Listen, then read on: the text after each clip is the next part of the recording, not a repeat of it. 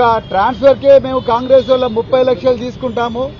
మీరు గ్రూప్ 1 ఉద్యోగం కావాలంటే 3 కోట్ల రూపాయలన్నా ఇవ్వరా అని చెప్పి కాంగ్రెస్ నాయకులు నిరుద్యోగులతో బేరసారాలు చేస్తున్నట్టుగా కూడా మీడియాలో వార్తలు వస్తున్నాయి.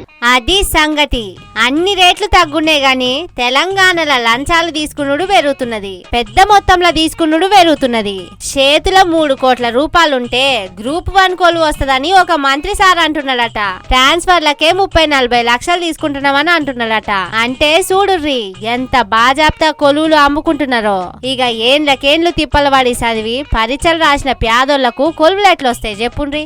అందుకే కావచ్చు గ్రూప్ 1 పరీక్షల మొత్తం తప్పులే ఉన్నాయని కోర్టోళ్ళు చెప్పిండ్రు. పేపర్లు మళ్ళా దిద్దాలని చెప్పిండ్రు. అంటే తప్పనిసరిగా దీంట్లో ఉన్నటువంటి ఒక అవినీతి వెనక ఉన్నటువంటి ఒక పెద్దలు ఎవరు, తిమింగలాలు ఎవరు బయటికి రావాలా, వాళ్ళపైన చర్యలు తీసుకోవాలంటే పూర్తి స్థాయిలో విచారణ జరపాలని చెప్పని కోరుతాం. కానీ నిన్న మొన్నటిదాకా ఆఫీసర్లే లంచాలు తీసుకుంటున్నారు కావచ్చు, అందుకే ఏసీ బోర్లు పట్టుకుంటున్నారని అనుకున్నాం. కానీ వాళ్లకు మించి మంత్రులు లంచాలు తీసుకుంటున్నారని కారుపాటోళ్ళు అంటున్నారు. ఈ పేదోళ్ళ పిల్లలు తన్లాడుతున్న కొలువులను నమ్ముకుంటే ఏం పుట్టగతులుంటాయి సారు మీకని వాళ్ళ అమ్మా నాయనలు బాధపడుతున్నారు.